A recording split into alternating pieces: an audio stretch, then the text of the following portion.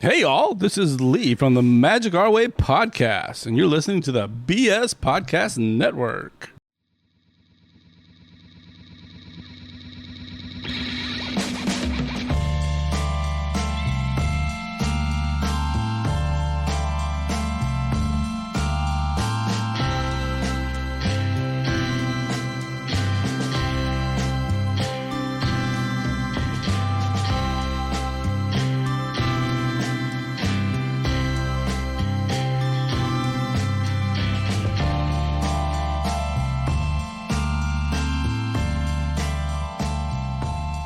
Ladies and gentlemen, welcome back to the Lukewarm Cinema Podcast. Today we got a special episode. I am here with my man, your boy Christian. And the reason why I get the opportunity and the pleasure of doing the intro today is sadly Austin is sick, and his whole family has actually gotten pretty ill over the past couple of weeks. We apologize for not recording an episode last week. Like I said, Austin being sick, and even me on Sunday, I started getting a little sore throat and everything. So we were like, better off, let's take a week off. But now we're back at it. Austin is still getting healthy, so send him your regards. And God willing, everything will go good for them. Have you talked to Austin like over the phone? He sounds a little like nasal. No, actually, I haven't. The last time I heard him was I was watching him. I was watching him play some video games online, but that was like before he was sick. Yeah, no, I definitely okay last week he sounded way worse than he does this week. I feel like he's getting better. He's definitely on the progressing up, but you know how it is these days, dude. It's really spooky when like people could possibly have COVID-19, and I pray that his test results, I'm not sure if he told us what he got in his test results yet. I know his dad had it, but we're still waiting to see what is going on with Austin. We pray it's not COVID, but if it is, I mean, it's been 6 months now. Like, there's got to be some cures, right? Yeah, but people have like gotten it and gotten better. He's healthy. His family's usually healthy. He should be okay. So that's big. And his little baby boy is doing great. I heard Rowan's actually like really well going through all this. So glad to hear that. That is our update on Austin. We wish you well when you are editing this podcast. Hopefully the levels are exactly where you want it. But anyways, getting into this. I had recently just went to Burger 51, which is the burger place that we went to. With the drive-in, and we got to interview John Bassos, the owner, and I actually got a chance to go. Me and Cameron were like, last Sunday, I think it was, we were like, you know what? It's late. Let's go get a burger. Let's go check out a movie. Let's see what this place is about. And ladies and gentlemen, let me tell you, the burgers are phenomenal. Like In-N-Out quality burgers. So when you go, expect to maybe order 2 burgers. I got a double cheeseburger that was I think it was $3.60, right around there. So definitely order 2 because there's no fries. So you might as well just pig out, get the 2 burgers, but delicious burgers. They soda pop was amazing. Glass bottles, the ambiance, right? Like I haven't drinking out of a glass soda bottle in years. That was a pleasant surprise. I will say the nachos though, we got like football stadium quality nachos, where it's just like, handful of tortilla chips. And then they were like, I don't know if they were on a cheese shortage, but there was not that much cheese on my nachos. So if you go, just know, maybe ask for extra cheese on the nachos. But other than that, the food is delicious. And what I was most blown away by, though, was the entertainment, the short film. We had watched 2 short films. One of them, we caught like the sort of like the tail end. It was like a robot Terminator-esque film where they were like, these soldiers were protecting the president. And then the president ended up being like one of like the lead Terminators at the end. blows up the helicopter as they're flying away. It was well put together, and it blows my mind, Chris. The thing that blows my mind is like the CG and the level of post-production and how they make everything look so crisp. You would have thought you were watching a blockbuster film. I'm not even kidding. The robots looked just like how they do in all like the Terminator films, just really well put together, the lighting and everything. It looked phenomenal. That being said, a short film like that need a little more time to develop. Had that film maybe been 10 to 20 minutes, you could have maybe gotten some more sustenance in there. They were flying through it, it felt like. Then the second one we watched was hilarious. It was about these aliens. It was all animated. It was these aliens who were trying to abduct a human who was sleeping in his house.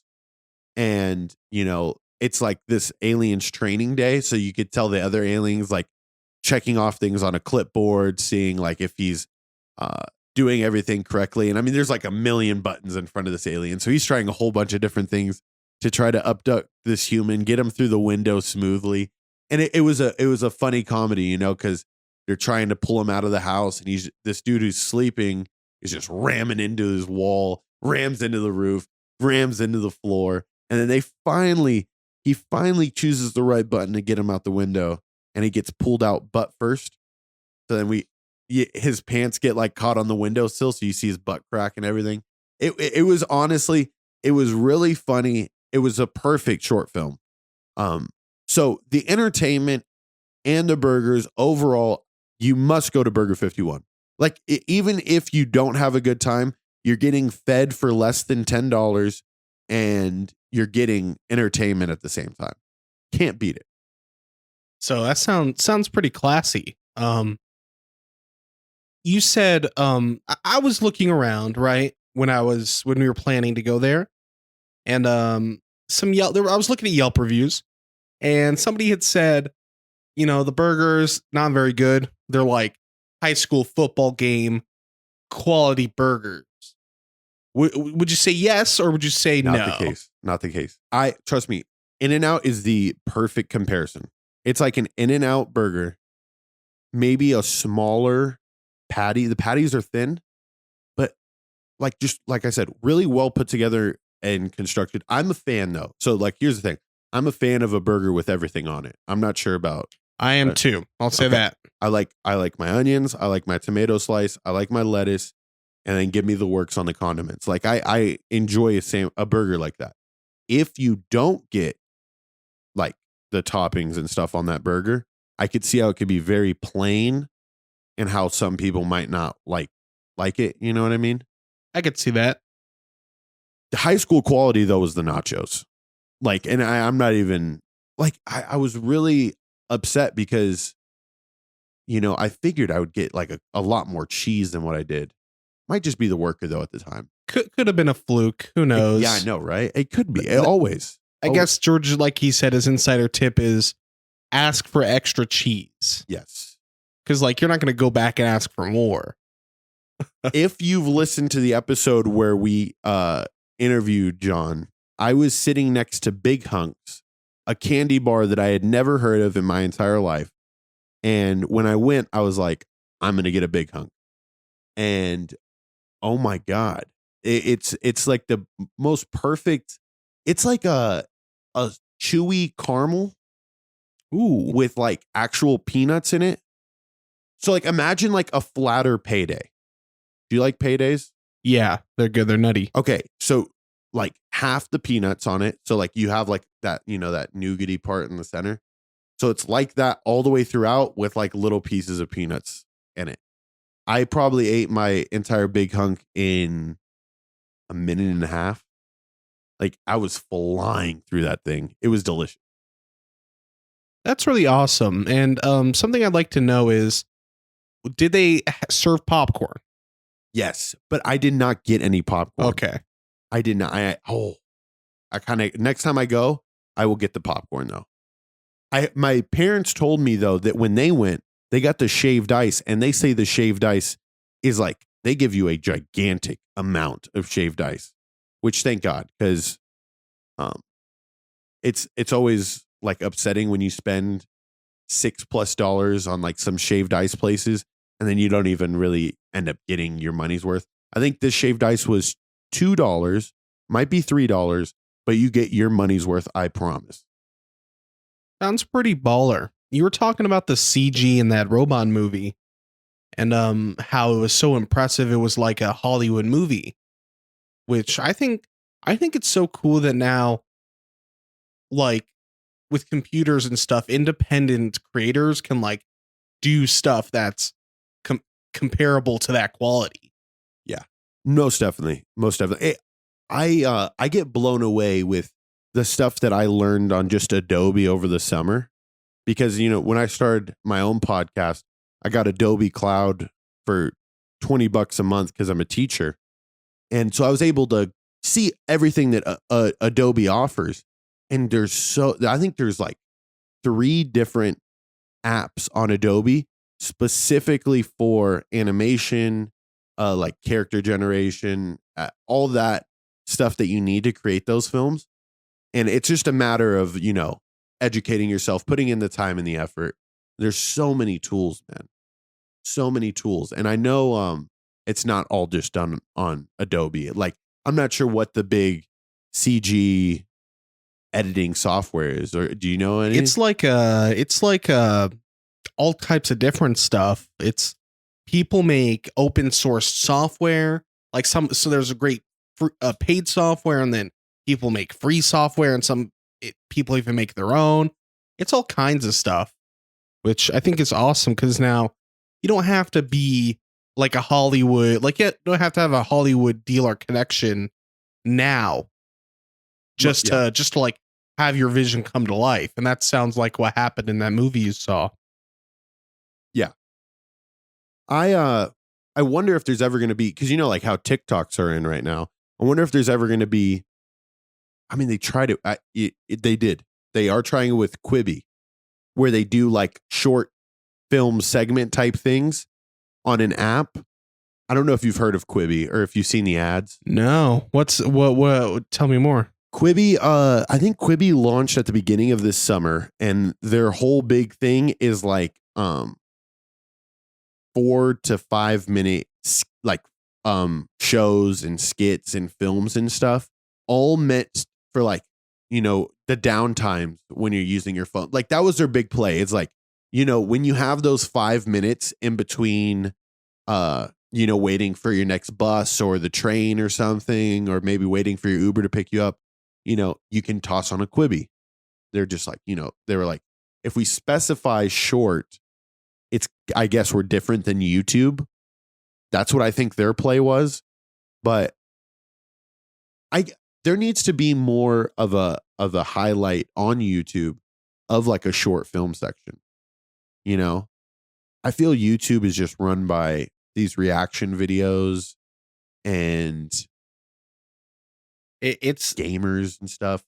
You know, YouTube has drawn a lot of criticism that's totally warranted, and that goes into like a lot of different stuff. But if it doesn't fit the algorithm, whatever that is, which can change by the day, who knows whatever that is, nobody actually knows what that is, the algorithm. And if it doesn't fit the time amount, like for the longest time, creators had to stretch out their videos to 10 minutes for them to get views or make money. Yep. So YouTube is kind of it was once a place for independent creators, and not to say that it's not, but you know, if they had realigned their values, let's say, then we could see a lot of different stuff, like maybe even short films, become more popular there. That whole getting paid thing, because it's crazy. Where do people get the budget for these short films? I think when we have like a director on, like, you know what I mean? Because even I know their budget is well over $1,000, and like, where, like, who do you have to talk to? Are there sponsors? I think the next time we have a director on, we have to really hammer home, where do you get the money? Or like, is this something that's inherited? Like, what's going on with that? But anyways, back to Burger 51. Highly recommend going to it. And when you go, extra cheese on the nachos. Simple as that.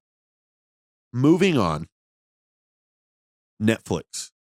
Oh boy, Netflix is towing the thin line right now between becoming pedo flicks or just flat out not existing anymore, because I've seen both hashtags a lot within the past couple of weeks, and this is in regards to that movie Cuties that we had mentioned I think 4 episodes ago. Chris, I know when we had gotten in the car to talk about this, you had something that you wanted just to immediately hit home today. So, like, what was that? Okay. So, you know how the social media cycle is. Something comes into the light and, whatever reactionary thing happens and it passes. I look on Twitter. I see cancel Netflix. What is this about? Click on it. Okay, of course, it's about Cuties. We're still talking about Cuties. And I say, okay. And I thought about it.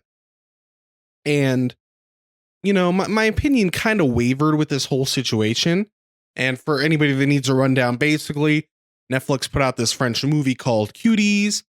And it's about let's say, a young girl dance squad type thing. Yeah. And it shows the girls wearing kind of I guess revealing stuff, and what you'd see at a dance competition or a cheer competition for girls, like the frilly glittery outfits that are half cut, they're showing their tum-tums, Spanx.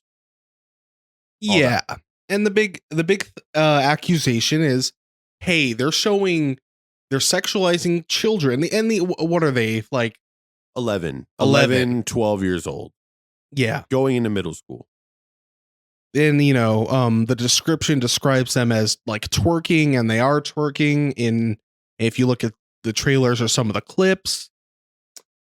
And first I was like, yeah, this is weird. This is when we discussed it, this is what we think about pageants and a lot of other things that are in the weird corners of our culture that are kind of already sexualizing kids. We're yeah, that's weird, and then in my perspective, what happened was it came out that people were saying that Netflix kind of sabotaged the movie because the translation of the description wasn't supposed to have the word twerking. Because that's huge. That's what people hit on early. And why that whole cancel, or at least mentioning the movie Cutie started was because of the whole twerking in the description. I think when we did that first episode, I read the description. They had twerking in the first description, and then Netflix quickly changed it to just talking about it being a dance crew. And they left it at that.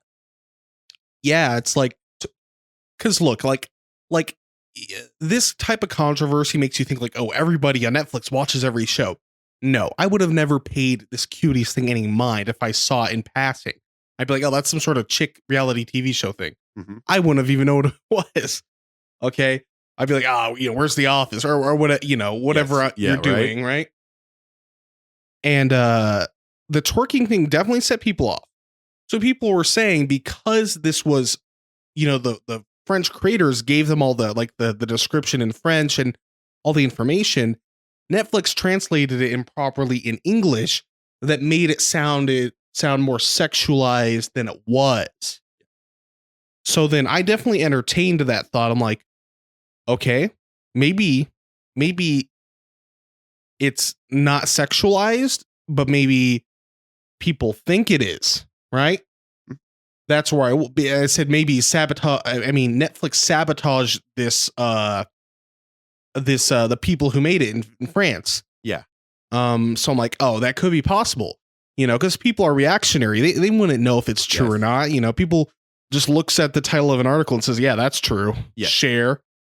Anyhow, so I was entertaining that idea, and I said, okay, I'm gonna look at the trailer for Cuties. And then I'll look at maybe some other footage, screw it. journalistic integrity. I'm on the watch list, everybody. Okay. A couple of clips, right? I looked up Cuties, on YouTube. Okay. Anyhow, watch the trailer. I didn't see blatant sexualization in the trailer, but there was a clip. The clip. And it was called The Worst Clip in Cuties. And I'm like, okay, we're getting down to the weird stuff. Show me. Okay, because like I'm one of those people that's like, oh, pedo stuff anywhere. Yeah, get the flamethrower. Like any good American, I suppose. Well, of course. Filming it, the thing is, right? Is it okay? And we'll hit this after you finish talking about the clip, but start stirring it up in your mind. We see this on reality television all the time, and nobody, and I mean nobody, is yelling cancel dance moms or cancel toddlers and tiaras. Like, but as soon, and don't get me wrong, there's probably some people out there, but as soon as you put it in a movie, and it's that whole reactionary culture, dude.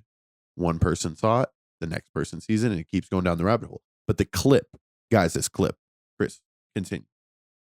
Yeah, we'll touch back on the reality TV stuff because like that's definitely an angle into this, and that's kind of why I thought like maybe that rage is fake. Yeah, right. Because like I consider like 8 angles of the whole thing. So I'm like, what's the real? What's the real truth? Anyways, I watched this clip. Okay, and I'll explain it very briefly. It appears that a child is offering herself sexually to an adult man. Would you say that that's the read that you got on it? Yes. If I even had a better read, like I say, if we watch that movie in a little more, I would say it's a relative of, I would say like maybe that's a uncle, maybe a cousin, because the chick had this dude's phone.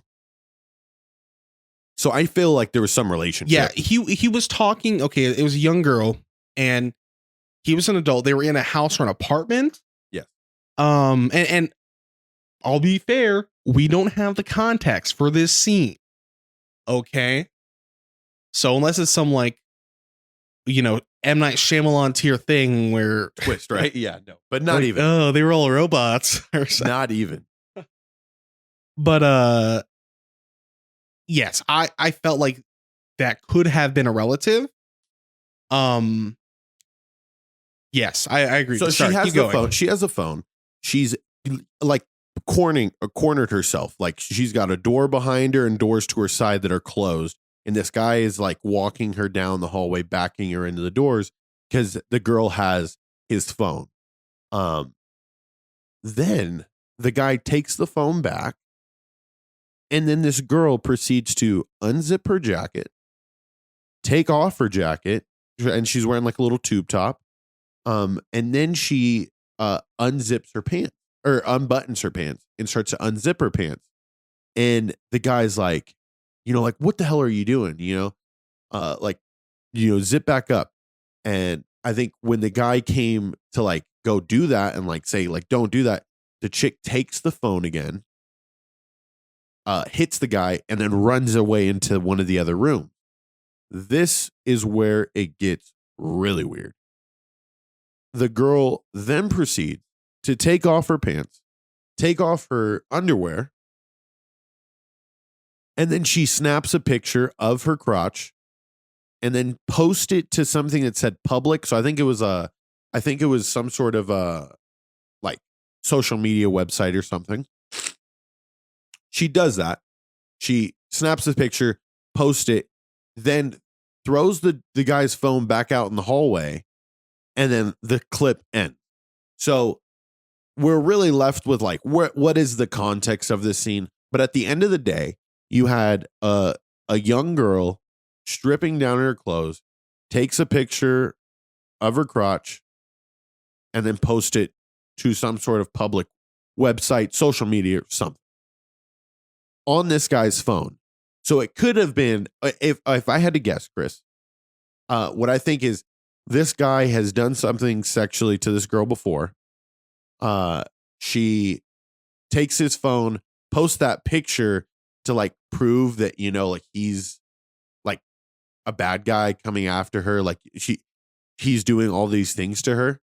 And then like, that's why she locked herself in the bathroom type situation. That's where I was feeling with it.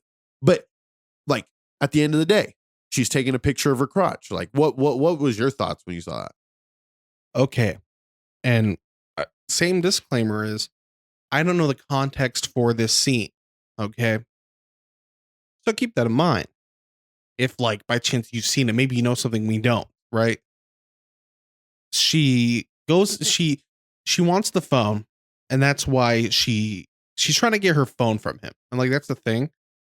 And so first, you know, it seems like she's about to get in trouble, and then she like starts undressing, like she's like, I'm sorry to say, but it's like she was offering herself. Okay. And she thought that's how she was gonna get out of trouble.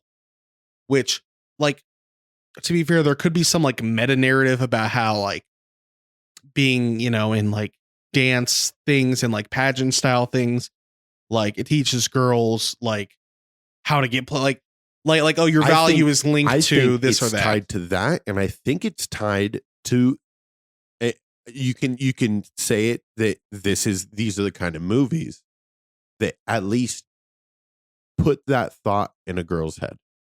Or put that thought in a young child's head. All it takes is the thought. You know, it doesn't have to have affected them. But as long as their mind stirs and is like, whoa, that's a possibility. You know, you at least think about it. It can affect that portion of them. That's an angle that I didn't think about it. I mean, that could also, that being like on Netflix itself could influence a girl of that age. Who knows? What I'm saying is there could be some like real narrative they were going for that could have been important, but she offers herself to him, then it doesn't work. So she locks herself in a room and she takes a picture of her genitals, right? Mm-hmm. And she sends a photograph, a picture of it to like a cloud service or a social media website. Yep. Which I'm like, okay, is she trying to give this to like another kid or something, or is she like she need help or something? Like I don't know, don't know what it was, but it was definitely way out there, right? This wasn't like some, oh, here's little girls dancing. No, when you showed me that clip, I was thoroughly blown away, because then it started to like paint a picture in my head a little bit better of, okay, I can see now for sure how this can be like something that Netflix should really consider. Maybe even just change the age of the girls. I was just thinking that right now. I'm like, you know, 11 years old is a lot different than like 16 or 17. And I'm not saying there's any difference in like the morality of it, but at least it's a little older and it's not as blatantly creepy as it was. You know what I mean? I think we've all been in high school. 15, 16, 17 is a high school range. We all know what starts to happen. You know, guys send pictures of their junk, girls send booty pics, and that's just like, that's all we used to talk about. At least I would in my high school, you know? So maybe that the age change could make it a little less weird, but 11 years old is like, whoa, woof. One of the feelings that I got was that there could be, and I'll explain this, there could be a cultural difference where, okay, I think Europe is looked at as very sexually liberated. Let's say that's the quote unquote for it. Yeah, I agree. So, you know, like if you look at things like their social politics and their prostitution laws, okay, like if you're a dude, like people always talk about like, oh, you can go to Europe and do XYZ, let's say, to put it in a tongue-in-cheek way, right? I'm thinking there could be a cultural difference where this could fly in France, but not here. So, which is a grave mistake on Netflix's part, I would say. Yes. But at the same time, you know, I'll hit back on the reality TV point, man, where it's just I've been seeing these shows since I was a very young kid. Like these things have been on for 10 plus years. Toddlers and Tiaras for sure. I'm not sure about Dance Mom, but they're all the same premise. It's girls dancing. And is there twerking? Like I've seen like a 4-year-old get on stage and do like, provocative dancing, like as like their, the talent portion of the contest. And it's like, I think though, pageants have solidified themselves as like being okay, because who doesn't like a pretty girl? You know what I mean? Miss America, Miss Universe. It's those girls, athletes. You know what I mean? That's who those girls are looking up to. They want to be just like those girls. So like, don't deprive them of it early, like us, like guys playing sports type thing. Yeah, that's a good comparison. So you could say the same thing about dancers. I know there's a lot of dancers, that they started at a super young age, and they probably started at a super young age because they probably went to a dance concert or something. They're like, oh, this is awesome. So is it okay? Yes or no? It's up for you to decide. There's no there's no like middle area here, I feel. Yeah, no, you can't say anything about it without it being a big deal. Yeah. So I'll say that. Well, we should talk about what people are saying now. Yes. Now the trending hashtag is cancel Netflix. Yes. And it's a trend of people are posting the screenshots of them canceling their subscription because Cuties was released and it's sexualizing children, right? All this XYZ we just listed out to you. They have lost $9 billion since the whole hashtag cancel Netflix hashtag started. $9 billion in revenue. That, if I'm not mistaken, is what really can kill a company. The thing that's always worried me about Netflix is they spend so much money on their Netflix originals, and that's why they're not able to get as many shows on. I feel like a lot of their Netflix originals flopped. Like, because I like Stranger Things. That's all I do. Stranger Things is amazing. Trust me, they've had some killer shows. If I'm not mistaken, The Ozark was a Netflix original. One of the best shows that I've ever seen. They've had great movies. Like I like their action movies. There was a car one called Six something, Furious 6 or some shit. I forgot. But they've made the thing is adjective the thing number. is, right, especially with COVID happening, a $9 billion loss in revenue. You spend all your money on Netflix originals, and most of them, if I'm being honest, most of them don't pan out. Isn't it funny that Netflix, I don't know if you see the top 10.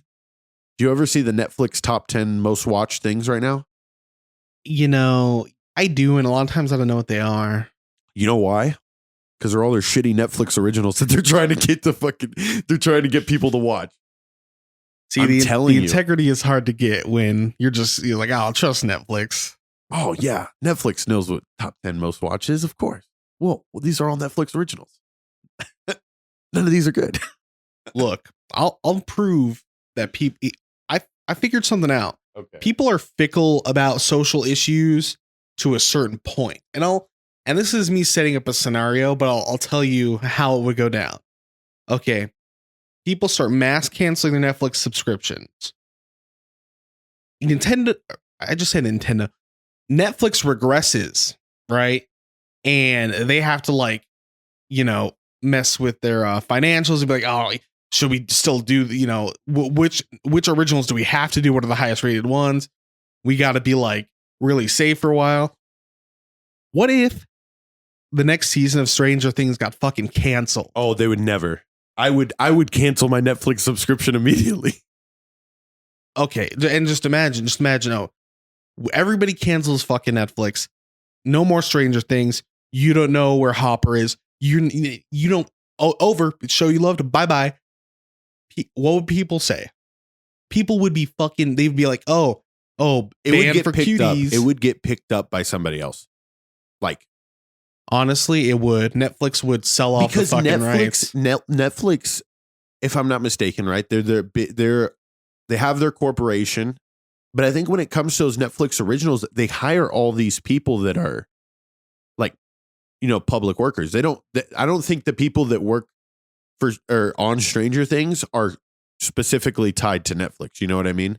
Like they're independent. Yeah, they're probably like production company.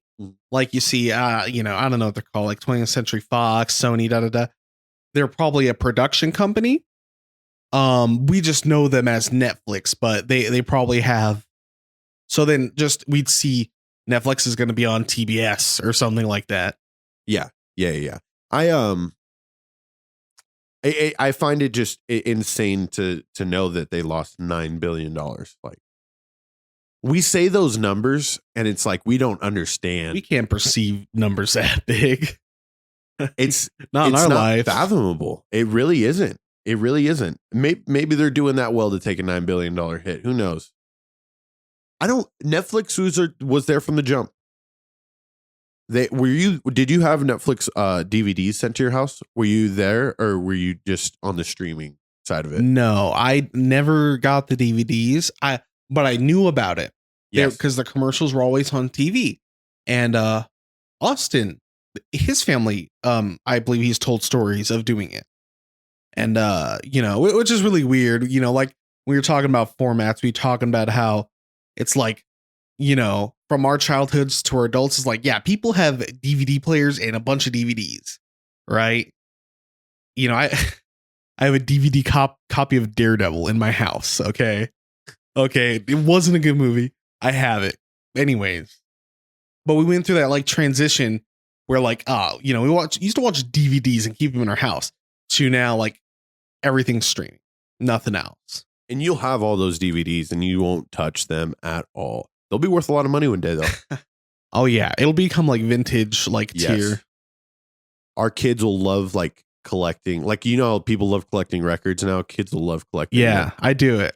Like, it's for sure going to be the next big collection item. But moving on from our Netflix topic, I've been recently watching the Rush Hour trilogy. Have you ever watched Rush Hour? No, never seen them. Okay. So quick rundown. You have a cop, LAPD police officer, Chris Tucker.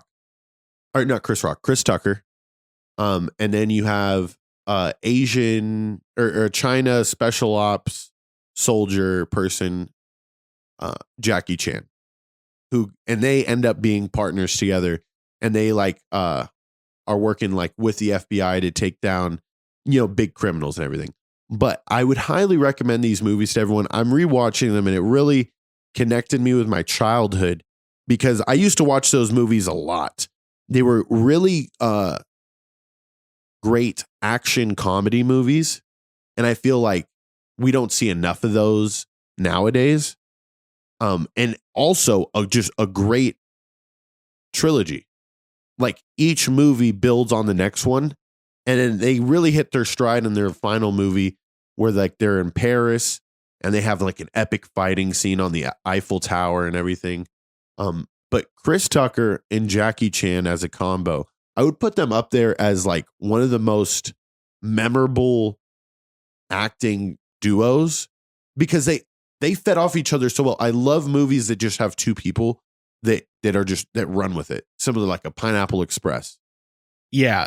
Chemistry is everything, which gets into the show what we're going to talk about later. But also, comedies, it's that great chemistry and action duos.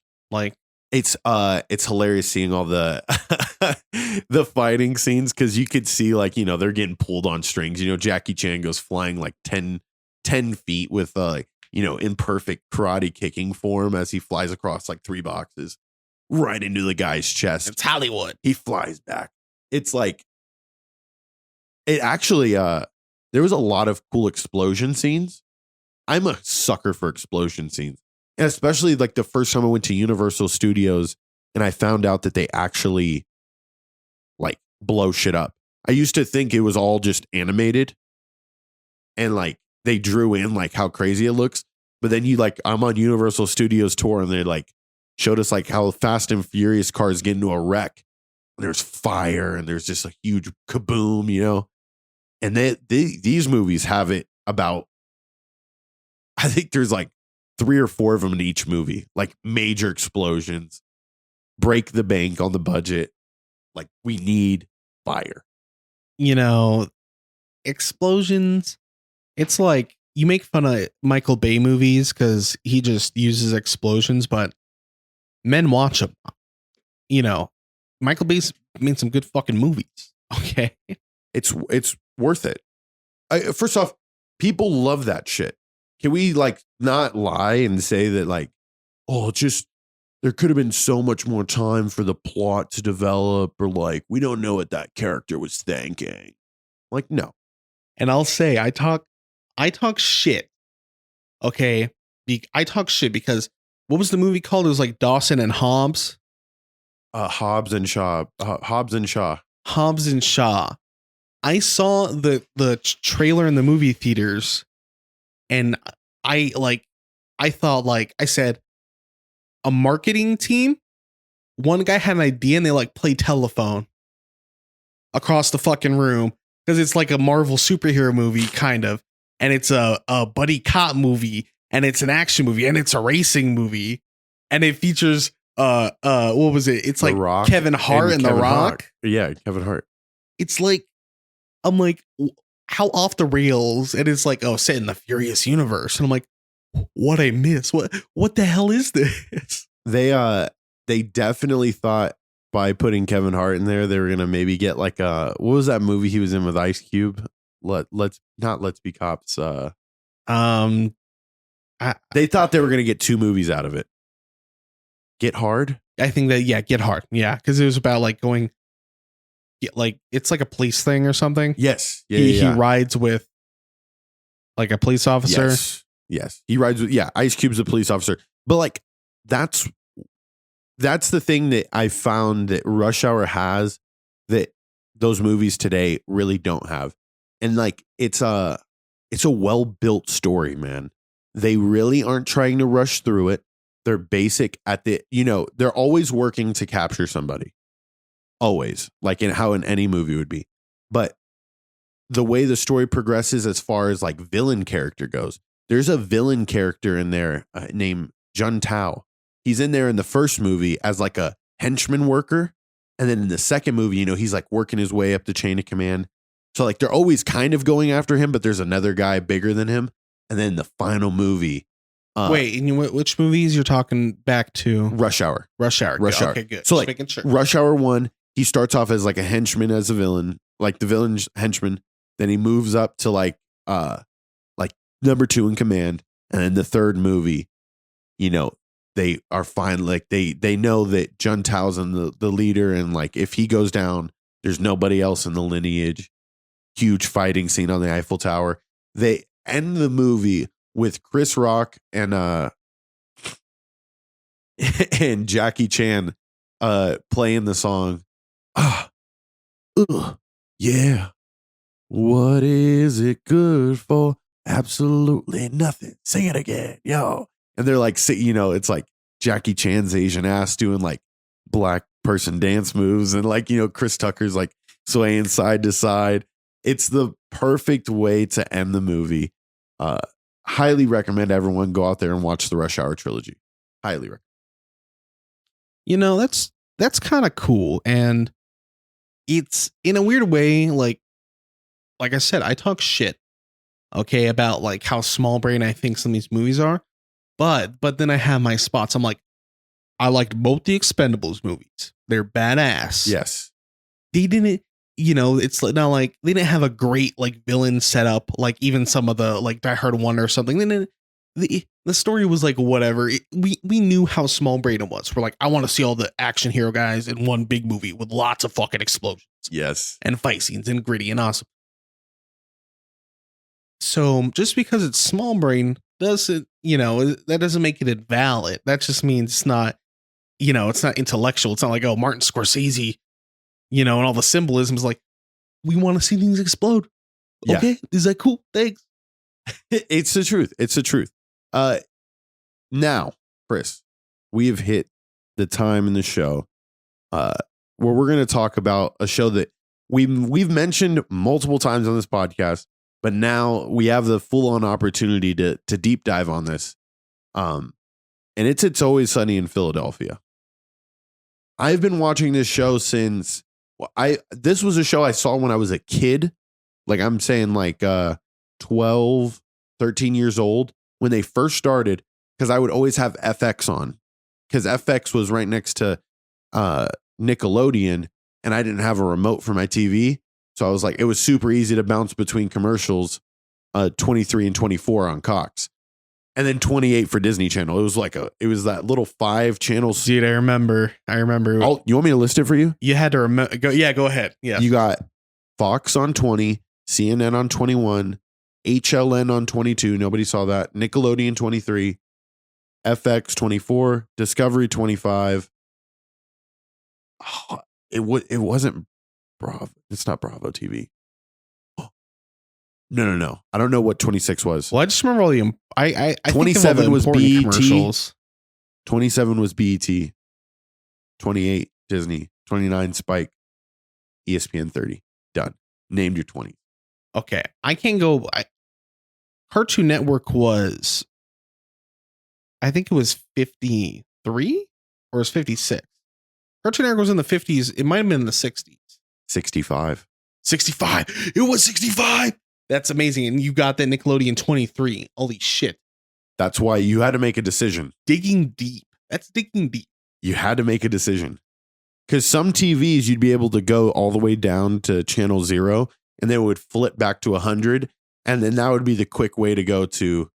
It's like on a video game menu where, yes, where it'll scroll back to the other end. So it's like, I can press up 3 times or I can press down twice. What am I, an idiot? Yeah, right? No, seriously. That you had to make those choices. But so that's why I started watching It's Always Sunny so early in my life. Because first off, whenever I saw this when I was younger, did not understand it at all.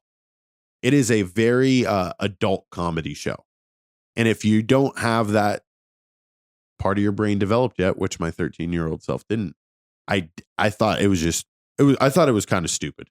Not even going to lie. But I loved their intro music. And Austin, maybe if you could put a less than copyright amount of the intro music right here, I would appreciate it. It'd be like 3 notes. Okay. And that gets into the production of the show, I think, really. Yes. But before we get into that, I think we should explain to people who don't know what this show is about. Yes. Okay. So there are a group of people who run an Irish bar in a really shitty part of Philadelphia, right? Really run down. There's like an old shack and homeless bums are walking around. Okay. So white trash. And the thing is, they all went to high school together. And I'll do a quick run through of the characters, right? Just so you can get a picture of what's going on here. They run the bar. It's called Patty's Pub. Dennis and Dee, they're siblings, okay? Then there's Mac and Charlie, who are real good buds with each other and also are buds with Dennis because they went to high school together. They all went to the same high school. And if I'm not mistaken, Mac went to Catholic school and early on. He went, I think, in elementary school. They went to high school together. They all went to high school together. Point is, they were raised Irish. They were Irish. So like Catholic and, Irish, right? If you know like Irish Catholic families, like that type of he definitely skews towards that type of character that follows those like morals. Look at me. Let's say follows the Catholic religion. Okay. Let's say values. Values. There we go. Once we get into it, morals isn't maybe the word. Yes. So that's the core group of 4. Then comes in the father of Dennis and Deandra, Dee, And that's Frank Reynolds, and that is played by Danny DeVito. And I think we've talked about that character of Frank before on the show. He doesn't come in though until I think season 3. Yeah, season 2 or 3, actually very early on. Yeah. But he was not in the first season. Yeah, beginning. There's a very interesting story of why Danny DeVito was added as a new main cast character. But we'll get into that later, right? Because there's a story behind it. Yes. Basically, the show follows these people, and they're white trash. Keep that in mind. They're all really bad people. Every episode is like a scheme or a misunderstanding. For example, one episode. Do you have a more subtle episode? You watched the show for more. Do you have the example of a plot of a more subtle episode? As far as like a scheme goes? Yeah. Okay. One of my favorite scheme episodes is a board game they play called Charty McDennis. And this is a board game they created as kids, like in rainstorms and stuff. And they've built it over times. And as they've gotten older, they've progressively added things such as drinking, screaming at each other's faces, really weird, obscure rules. And it's just really out there. It's a board game you've never heard of before or ever played it. And they go down this. They end up playing the game because they're all bored one day. And there's no business at their bar. Yeah. Oh, there's never business at their bar.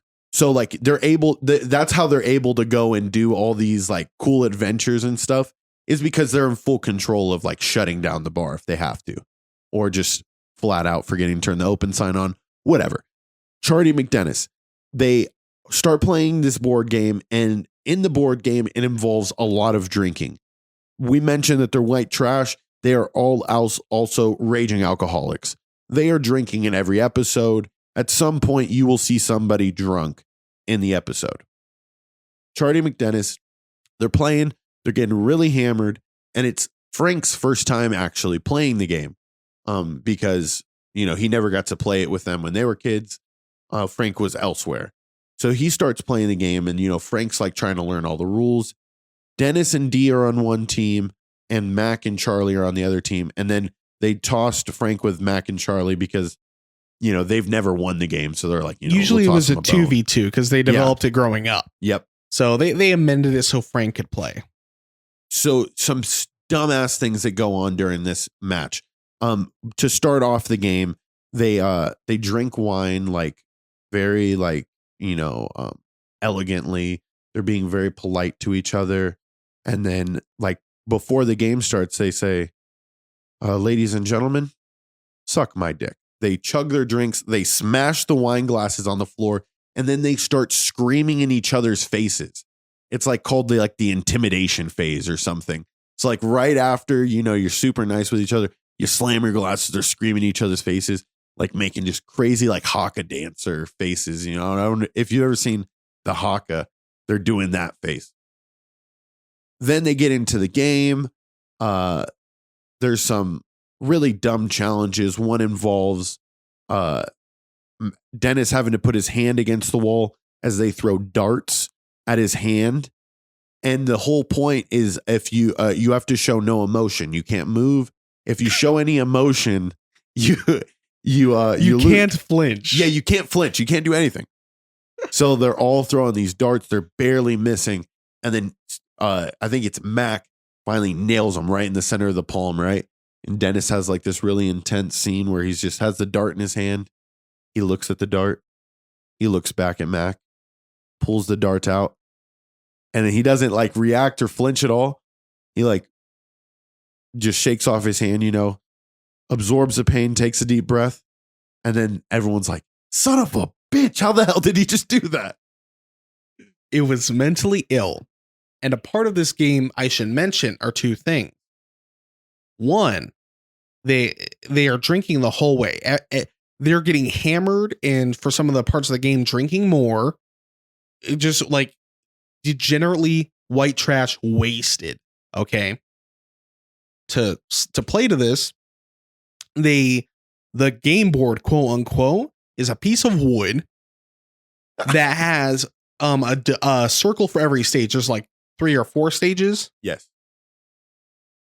And then they have their game pieces, which are like toys from their childhood. Because like I said, this is a childhood game turned like white trash drinking game. Yes.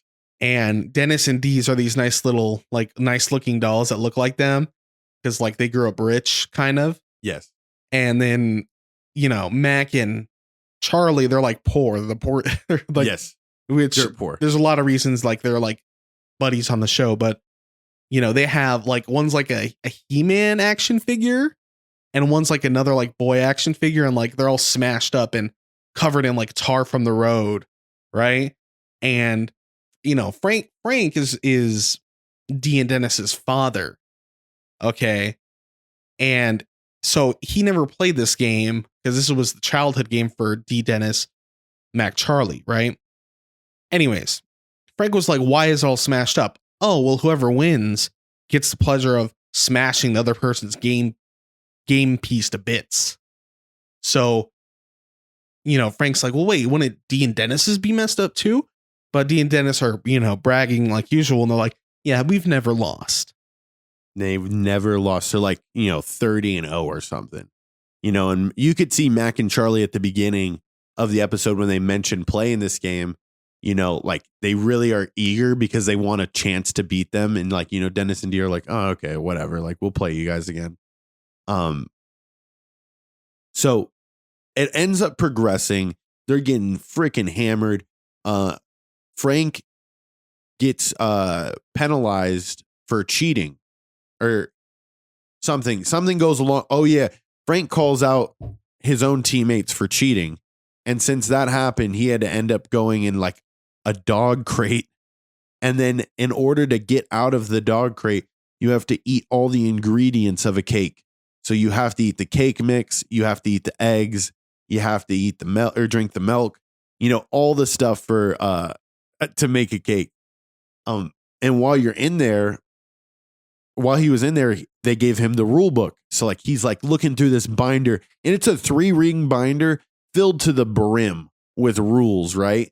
And who knows what could be in there. So he's in there and he's studying the rule book.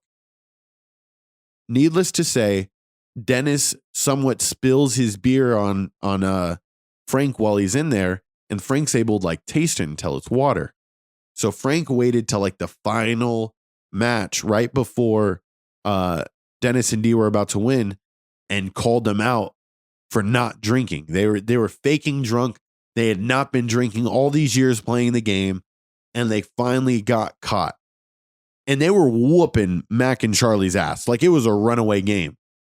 But while in the dog crate, Frank is looking through the rule book and says, if a player isn't drinking or is caught out not drinking, the other team advances to their spot on the game board.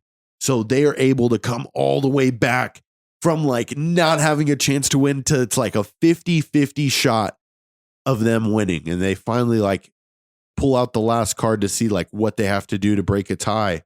And it's like this really intense scene with Frank reading it and saying, flip a coin.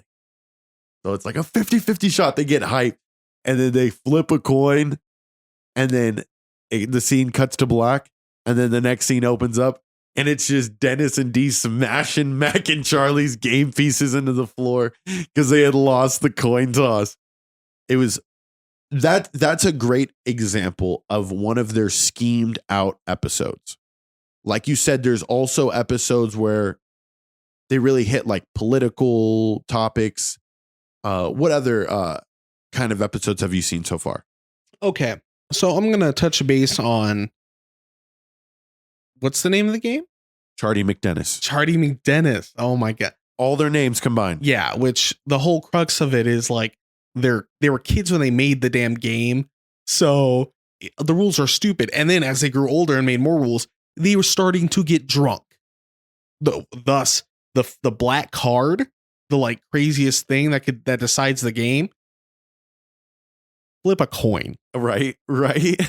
So, like, a big theme of the show is they're all dumb. They're all A, they're stupid and low class, and B, that they're dumb.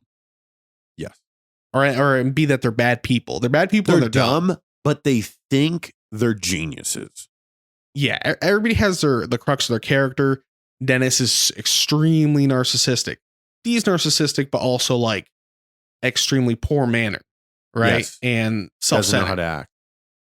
Charlie is actually like learning disabled. He's like learning disabled, and then he starts like to huff glue and stuff. He progressively gets more learning disabled as the seasons go on. You're gonna like that. That's a thing that I got a little confused on with him early on. Understand that Charlie, he seems smart early on. Progressively, his brain deteriorates after he huffs so much glue. Yeah, and which like it's almost like I feel bad for Charlie because he's learning disabled, and being where he is in life is, and the people around him are like pulling him like even further down, right? And it's like it's really like almost mentally ill in a way, but very entertaining. So, just to share my thoughts about Charlie McDennis, is the bombshell was that Dennis and Dee had been cheating all these years by not drinking. They were drinking water. So like they're so eager to win that they've been cheating in this game this whole time. Right? And like, yeah, part of the reason they weren't caught was because Charlie and Mac are so stupid. But part of it is like, oh, it turns out Dennis and Dee just want to like are just big assholes. Yes. And then it comes, which is like, okay, they're stupid. Or this is the part that tells you they're bad people, right? Then the thing that decides the game, because they wrote it when they were either children or drunk, was flip a coin. That decided the game. So then it shows you these characters are stupid. So these characters are bad people and these characters are stupid. Yes. Which is like kind of the theme of the whole show. Yes. No, I think that hits it perfectly. That hits it perfectly because each episode is similarly framed in that sense, where there's not a lot of there is character progression. Like you'll learn more about characters, and they end up doing a really great job of playing all these characters because they are the writers of the show. I think it's one of those rare times in a show where it's directed, written, and produced by the main four. The main two are Dennis and Mac, and their real names. Dennis Reynolds is his real name, and Mac. I got some information up. Yes, yeah. Go with info. So this is about the pilot episode, and this is one of the reasons that this show is so interesting, is because it's really a passion project. Yes, right. The three main actors, which is Rob McElhenney, Mac, Glenn Howerton, who's Dennis, and Charlie Day. Charlie Day. Charlie is Charlie. Yep. That's he uses his real name Charlie, right? Which is very interesting to me. But anyways, they filmed a pilot episode. Okay. Then the estimated production cost was $85 to $200, which apparently was mostly just them buying tapes for the cameras. They filmed this pilot episode, these three guys, with this concept, and Fox got interested, or the network got interested, right? They're like, okay. So they had them film another pilot episode. They filmed it, and then they said, okay, sign you up. We're doing the show, and we liked it so much that we'll let you guys stay as the writers. That's crazy. So this is by all means a total passion project. I feel like you can sense that after a while in watching it. And if you've watched it multiple times and you learn like those little facts about how this developed over time, like that whole pilot episode, I had seen a video about that once and just how crazy it was because the way they shot the pilot for Less Than 100 looks extremely similar to actually how the pilot came out on FX. There's just the better lighting, but the acting was still for the people phenomenal. that don't know. Basically, they filmed the pilot episode, which was the plot for the episode Charlie Gets Cancer. Okay. They filmed the pilot, which, that's what got them picked up. Do you remember that episode? Yes. They were playing basketball. Didn't Mac go over to like pick up a basketball at his house? And then he was like, I have cancer. But Mac like wanted to still go play basketball. He's like, oh no, Charlie, I'm sorry to hear that. What? Can I have the basketball still? He's like slowly like working his way out just after his best friend tells him he's got cancer. Perfect example. And what's so great about the acting in this show is you could see the gears turning in their head in the way that they act and the way that they speak. So Mac is dumb. That's his biggest thing. And he has these ideas, which is like a lot of it's like, oh, I had some delusion. Each character has like a delusion or a scheme that they're working towards. But anyways, you could tell in Mac's face, he doesn't really care what Charlie's saying. Like, oh, you have cancer. I don't know what that means. I want to play basketball. I want to go hoop with the boys, Charlie. Oh my God. So you see Mac emote by pretending to be like concerned kind of, but also like just so he could ask him if he could still have like play basketball or whatever. Right. So they got saved, like in that situation, right? They got saved. This show has been saved multiple times. It has. It truly has, by the addition of Danny DeVito's Frank Reynolds, and then there at the beginning, getting that big break after, just that passion project, send it out to FX, and like, how shocked do you think you are if you're them, right? And I was reading that Mac worked at a bar, and he still had to work at the bar while he was doing season 1 to make enough money to live. Where was I going with that? Oh, they got saved. Yes. Like how crazy is that? You're tending bar, you get a call, and it's the FX producers or something saying, "Hey, come down here. We want to fund your show." I might quit my bartending job that night. Like I might be like, "See ya." A very interesting thing is that it said on the wiki that FX was paying them at the beginning like nothing. Really? Yeah, it was just like, we're going to put your show out there. Okay. We like what you're doing creatively, but we're not making any money yet. So it was two interesting pieces. One, he probably had to work out a necessity while doing this creative thing, but also originally in the pilot and their concept for the show, it was supposed to be set in California. Really? Okay. I was not aware of that. And I believe it was FX, actually. FX was the network. Mm-hmm. Okay. They said that's too LA or California is too similar to the other sitcoms we have out right now. So it has to be somewhere else. So they chose Philadelphia, which is one of their home cities. Which, if I can, it's one of them. Yeah. No, why are you looking for that? I think Philadelphia was the perfect place because you also like the way they act is very Philadelphia-esque. I've never been to Philadelphia, but I know a lot of things about Philadelphia sports fans, and I know that they are a wily, wild, drunk bunch. That's what I get from our Philadelphia audience when you listen. That's what I think about you. Well, they sell the culture of the place very well. Mm-hmm. And I think it obviously it gave the show its title, 1, but fucking B, 1 and B, that's how I count.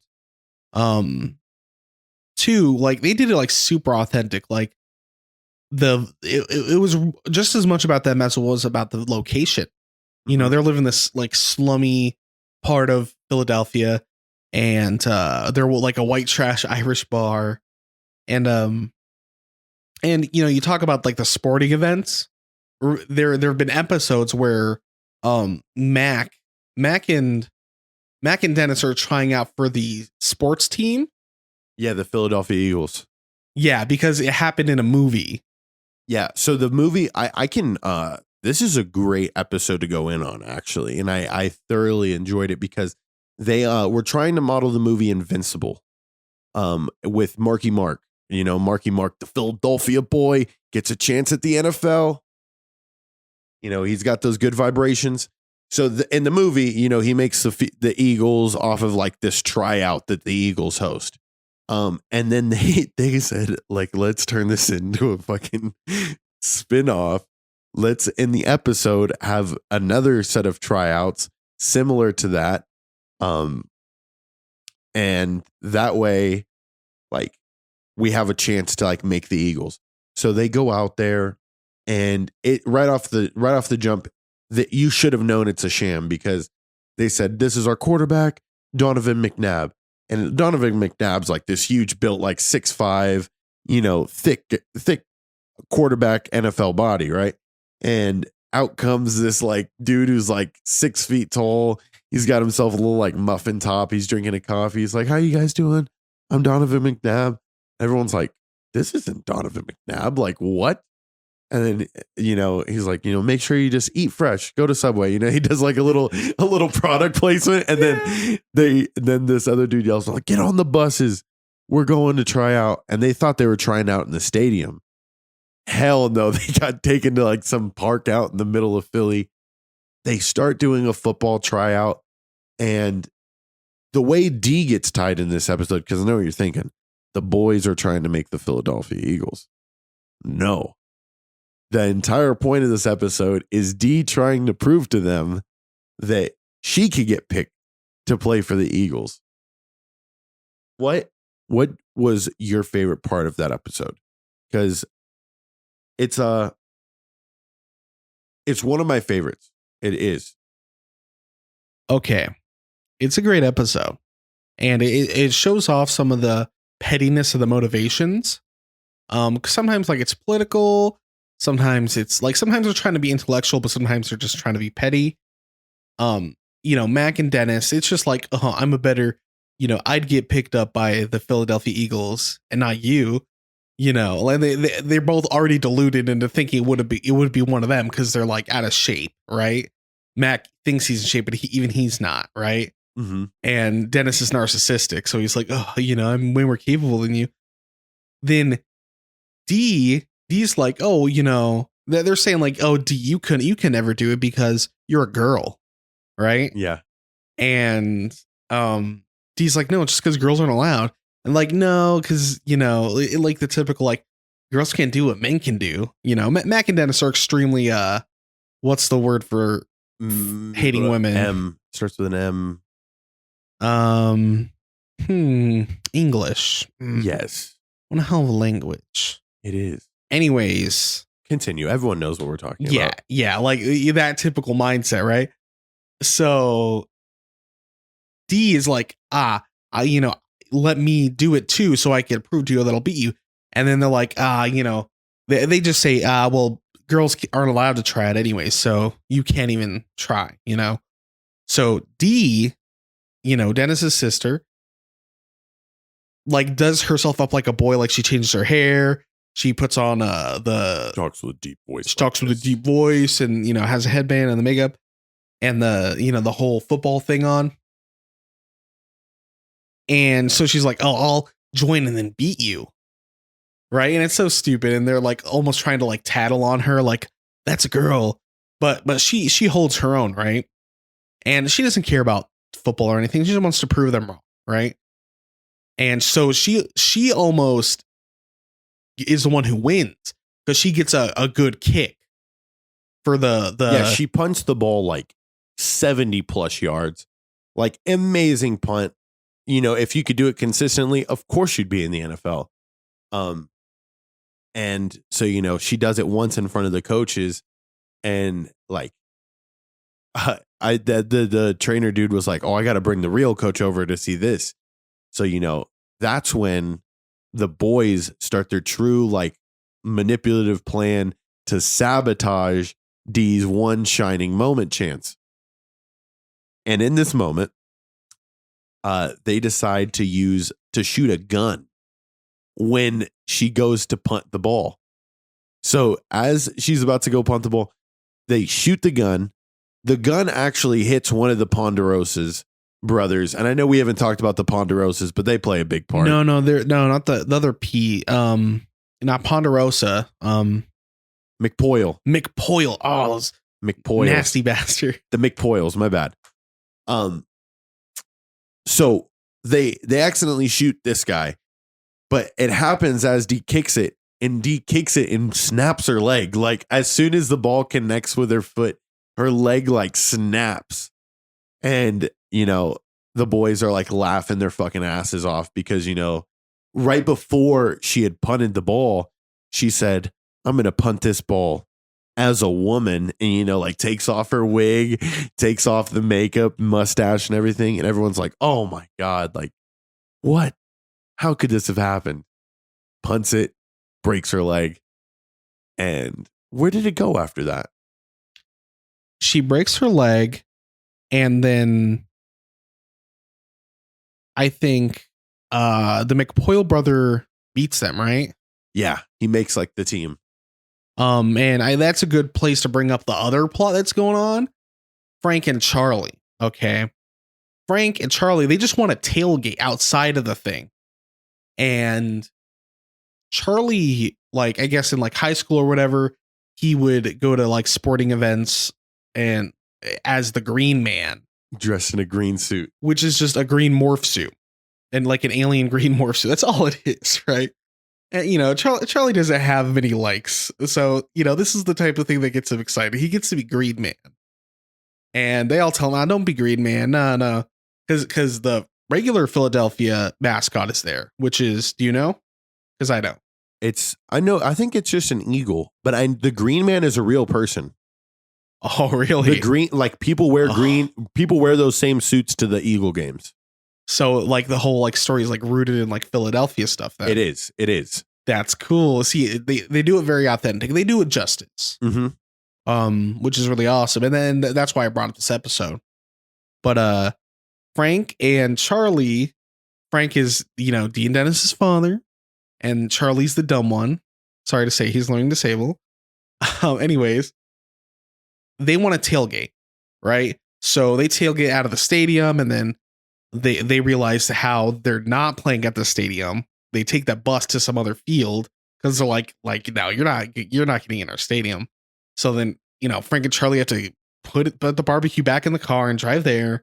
And then they tailgate, and the McPoyles are in an RV next to them. The McPoyles are this weird inbred, like good old boys. Like I'm talking like they've inbred for years, and they're proud of it too. They state in the show that they have sex with one another. And it's not that they're like, they're really weird and off-putting. Okay. That's all. And they walk around drinking milk like all the time. And it's they're just dressed like they're just in the old country. Like dirty old country. Yeah, like usually they'll wear like a pair of underpants and then like a robe. Like a robe. That's it. And like, yeah, that's cool. Well, we can walk around like this and drink milk. Point is, they're really off-putting people, and their whole family is tailgating next to where Charlie and Frank set up. So it's like, oh, dude, we hate these guys. And then the McPoyles are schemers too. Okay. So they hate the McPoyles, and their whole family is now.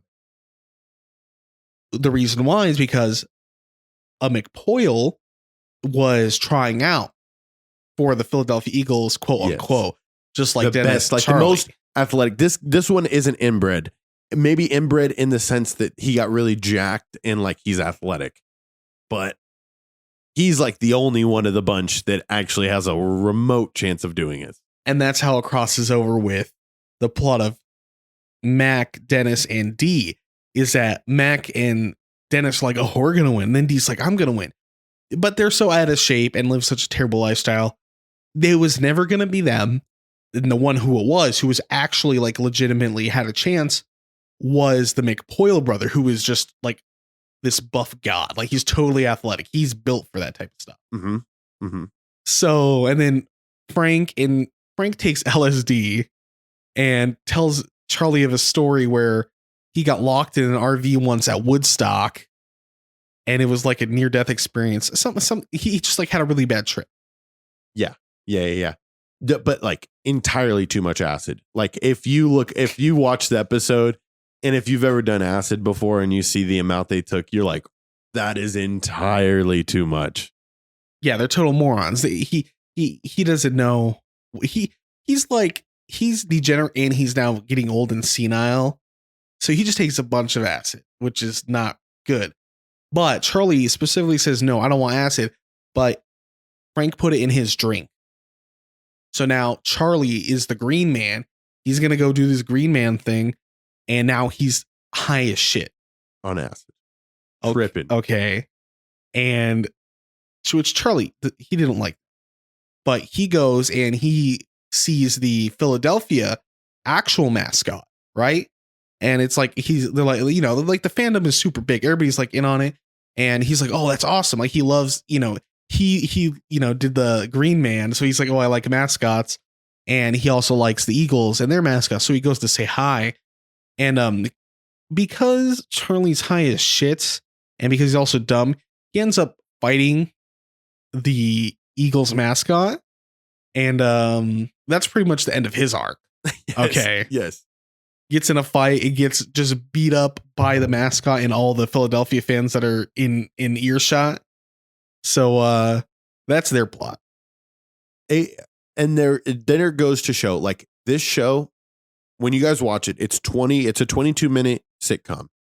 You must pay attention from start to finish. There is no phone time. You will miss something that will crucially tie into something that is hilarious. I'm telling you, there's like so many subtleties in building up this and building up episodes. And there's so many different storylines that they can go with it being 4 characters. There's not too many times where it's just like a solo character adventure. They usually are paired up together, but like, it's not a show that like where it's like 40 minutes long and it's okay if you miss like maybe a little bit of dialogue. It's not going to affect the long play of it.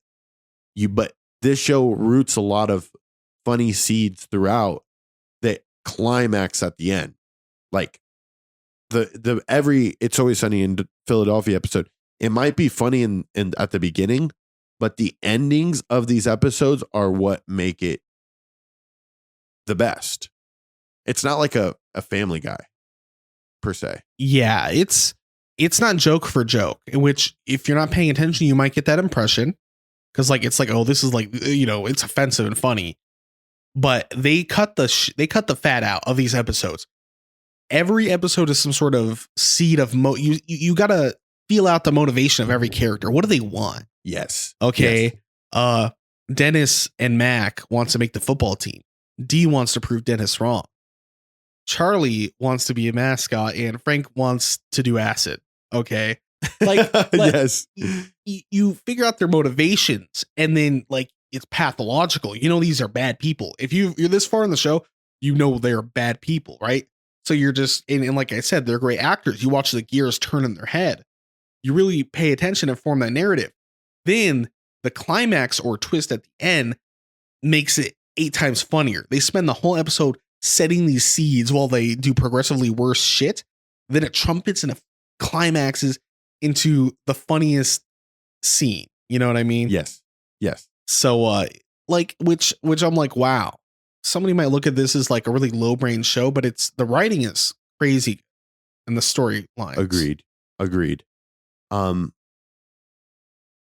Hitting like this in a nutshell and tying this all up, what are some quick hitter facts that you researched and you did about the show? I know I did some, and I'm thoroughly blown away that there's It's Always Sunny in Philadelphia. It's Always Sunny in Philadelphia. It's Always Sunny in Moscow. So there's a Russian spinoff to this that I promise you I will be looking up tonight. After I get back from dinner, I'm for sure going to at least try to watch an episode. If I find out where to watch it, I will definitely have Austin tie it in the URL or how to find it in the show notes. Because I didn't know, I never knew that. And I've been watching It's Always Sunny for 10 plus years. But Chris, what are some other facts that you had about the show?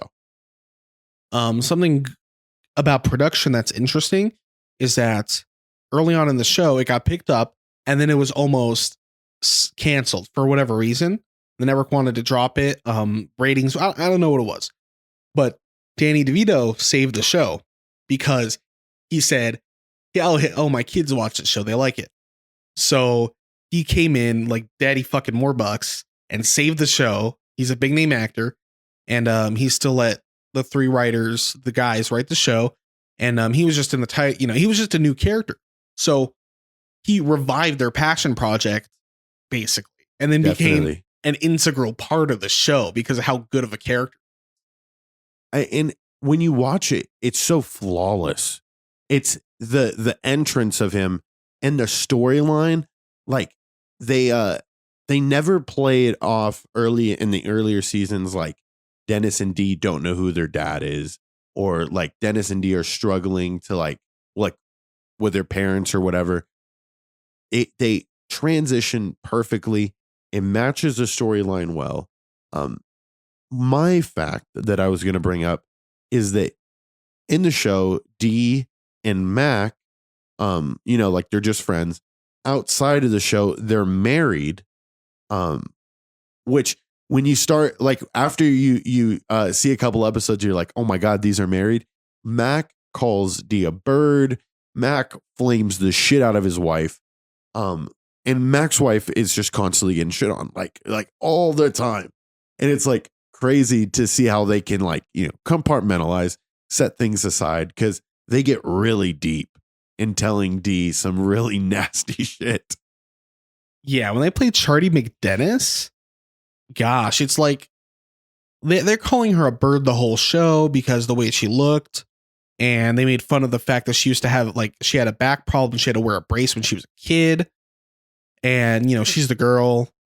Don't get me wrong. Dee's a shitty person. They're all shitty people. But, in the sea of terrible things they do, one of them is just totally shitting on Dee the whole time. And yes, Mac's actor and D'Andra's actor are married. And what's more interesting is in the beginning of the show, Mac had another girlfriend. Really? Who was apparently working on the show as well. Okay. And they broke up and she left. She was not involved with the production anymore. Right? Well, I don't know if she was kicked off or she left. I don't know. But she wasn't part of it. And then on the show, Dee and Mac, their actors, got together, which is kind of crazy when you really think about it. It is. Because it makes no sense if you watch the show and you're like, they're great actors. This would never happen. They're so good at acting that Comedy Central paid $33 million to buy the rights from Fox to play it on Comedy Central. $33 million. That's insane. From less than $100 pilot episode to then not only getting picked up by FX, but then Hulu also picked them up. They were on Netflix. Netflix. I know we ranted about you, but man, you hurt me. And if you so God, delete The Office, I will thoroughly be done with you. We were going on about Netflix earlier, right? Yes. And it's like some things you don't do, right? People like Netflix because they get to watch all their shows, right? That they like. So many people have Netflix just to watch The fucking Office. Yes. Okay, and I know it's a bandwagon, but I watched it and I loved it. Sorry to tell you, I've actually been through the show twice now. Oh, it's one of those. Sorry to tell you, but it was really good. Yeah, it's one of those ones you could put on at any point in time. Listen to it in the background. It's the perfect filler show for me. I've watched it endless amounts of times, like probably 12 plus in total. Like I'm like a geek. I'm the Office nerd. But yeah, Netflix, don't you dare do that. Is there any other facts you want to hit? No, but I have a kind of a sort of a fact, but also a remark. Got you. Let's close with that. So this show, you could see the funny of the show. They're weaving a good, funny plot and sometimes like a subversive plot where like with Charlie McDennis, like there's the big twist that like, Dee and Dennis hadn't been drinking. The whole narrative you formed was subverted because there was a twist. Like just they make really good plots. And that's enough to make the show awesome. But they also go the extra distance to sometimes do some very special episodes. Right? The first one that comes to mind is The Nightman Cometh. Yes. Okay. The musical. In The Nightman Cometh, it's based on an earlier episode where Charlie and Dennis they were going to do a talent show in the bar. So they wrote a little song that Charlie was writing. It's really Charlie wrote it and then Dennis added on to it. Like it made it kind of like a rock opera, but it was like a song they wrote together and they did for the talent show the song was titled The Nightman Cometh. Mm-hmm. Right. And, it turned out really bad because Dennis just wanted to like wear like a hair metal outfit and be like, Dennis had his motivation anyways. But my point is that's where it comes from. The Nightman Cometh a couple seasons later, they do the rock opera. They say the writer said, we're going to write the whole rock opera and we're going to act it out in an episode. And they rehearsed it like an actual play. And the person who was doing all the music and writing all of it, the person who I couldn't believe was so involved was Charlie. And Charlie, he could even, which is so interesting, he could play the piano in the show and he's like writing this whole thing. I'm like, whoa, Charlie's like a savant, right? Which is quite amazing. But anyways, my point is they'll go above and beyond for certain episodes just to have like some crazy entertaining thing. They perform those live. Yes. I've seen a couple of live performances that they did and I would have loved to have been at one. I'm sad that I didn't know about this show earlier because like that's something I would have loved to see. They rehearsed this play and they not only made the episode, but they also actually toured it like a musical. I think they did 6 shows, if I was reading correctly. 6 shows. But yeah, man, for people that have only seen bits and parts of it and are like, man, do I jump into this? Like, is it something that I'm truly into? You have to give yourself, I would say, 10 episodes. And I'm not even like trying to waste your time. Watch 10 episodes. Hopefully by episode 5, you're like, okay, like I'm getting a grasp of it. This is hilarious. Like maybe build some more characters, put something else in there. By episode 10, you're going to be hooked. I promise. But you have to give it some time. You have to understand the characters. You have to see it play out a little bit more than just one episode or a clip here or there. Yeah, take it all in. See not just the jokes, but see like the narrative of the episode. It good. Good is my rating. It good. Well, ladies and gentlemen, as we wrap this up here, please rate and review us on Apple Podcast and on Spotify. Any reviews are gratefully appreciated. We want to know how we're doing and truthfully what we can improve on, and we want to know what our community is thinking about us. Also, if you want to get Lukewarm cinema gear, I got a flame ass yellow tee with the Lukewarm Cinema Podcast logo on it. Our logo is like, it's seriously flame. So make sure you can go and buy our shirts on our Facebook page. We got the link there. Follow us on Facebook. Follow us on Instagram. Follow us on Twitter. Go watch us on YouTube. Anything else, Chris, you want to tell the people? If you listen to this, you're cool. And we hope our co-speaker, Austin, gets better soon. Our alpha dog. We need you, alpha dog. We need you, alpha dog. We need you, alpha dog. All righty. Lukewarm Cinema Podcast. signing off.